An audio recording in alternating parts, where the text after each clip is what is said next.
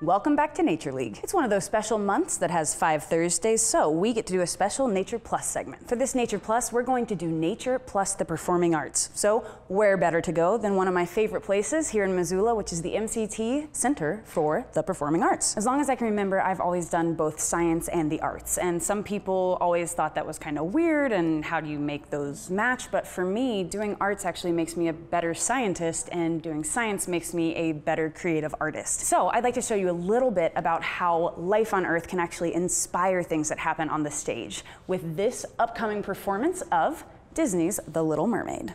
There are so many aspects involved in bringing an animated film to life on the stage. One of those is costumes, and we went there first. So how are you using like the idea of what an octopus is and then bringing it to the costume, bringing it to the stage? Like, how is that process going for you? Really just trying to think about the movement of the tentacles, totally. What they look like. Those pieces of paper behind you, these guys are her tentacles.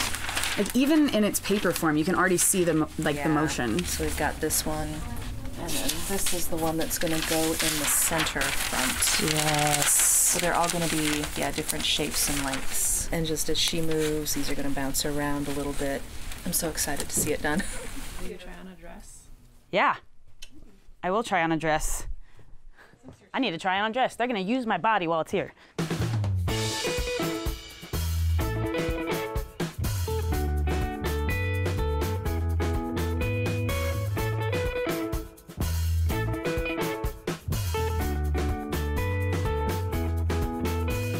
What are these? Seagull feet. Seagull feet!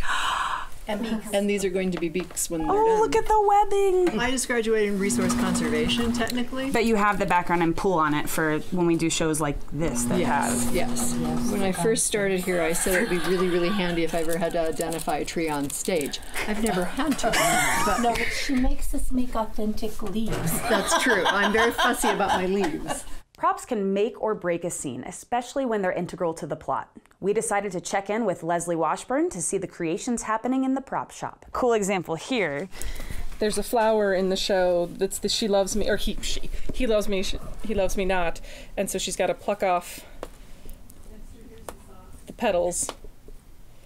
Yeah, which brilliantly are just magnets and go right back into the center. Oh, yeah, there's a magnet in there, and then there's just washers stitched and painted on the underside. When you are creating something like that, what kind of a base are you using to create the item? So you're using like images, searching for specific species. How does that work? It was, some of it was looking, just looking, anemones or just undersea flora and fauna and getting some inspiration, and then realizing what I can physically do and what's easiest, what's not. The petals are, translucent. That's one of those things that's kind of reoccurring about Under the Ocean, is that they often have a translucency. For the psycho chef who is gutting things, it'll have a head, he'll chop it off and he'll grab, and then he'll rip out the bones and shows the bones. Nice. And those bones are based on a simplified skeleton. Yeah, and simplified, drawn. It's kind of a combination of the two. To do an actual fish bones, they're so fine and everything. Yes. It's so impractical because this has to get ripped out and it has to be hard wearing. Right. And so, I have to make things a little bit fatter. It also has to read from the audience. That's the other important thing. There is also that with size. I could do a lot of things very realistically and it wouldn't read because you need to be up close in order to see the realism. That's kind of like the shell. Like, these shells are only like this big. Right. Whereas I needed one for a microphone for Flounder the fish, and so I made it gargantuan. Totally. The set for this show is massive and required a serious amount of work and design. We explored some of the set in its initial phase.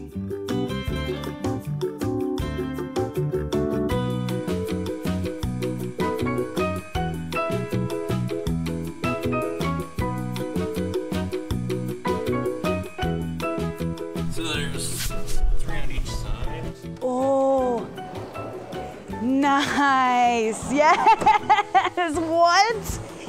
What? I find pulling it. It gets heavier as it goes. And of course, for a big musical like this, you can't have songs without choreography.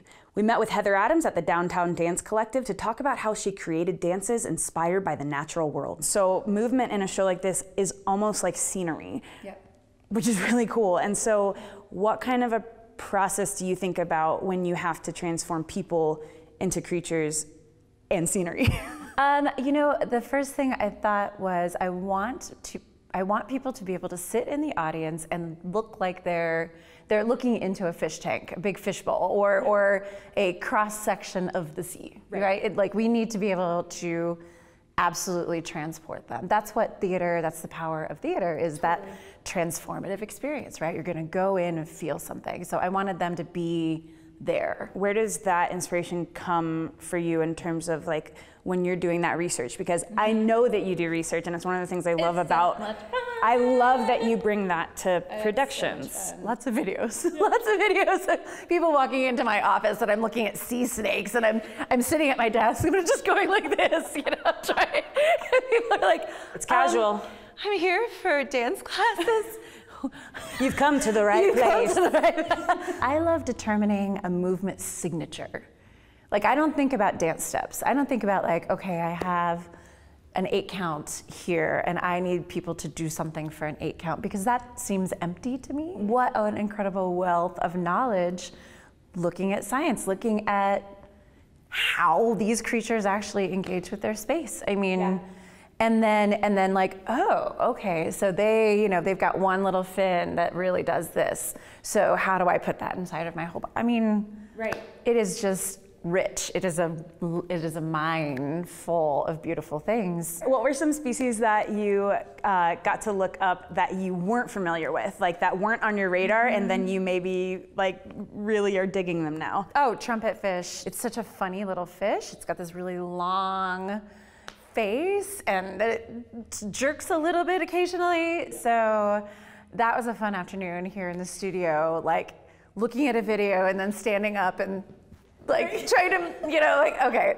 this is going nowhere. I'm just so inspired by the way that people are embracing being a different species, because I think one of the biggest things about acting, it's that empathy in storytelling, and like you will not act well unless you are exercising empathy. And what I've realized with embodying, especially seeing the kiddos embody these creatures, I'm thinking like that has to be establishing some form of empathy and some form of a connection. Absolutely. And I think that the movement is really what gets us there. Costumes are cool, but I think that that movement is where that connection is made. I was thinking what would be really fun is if we, since we're in the DDC and we have the space, we should dance through and act out some of these animals and just have a silly good time.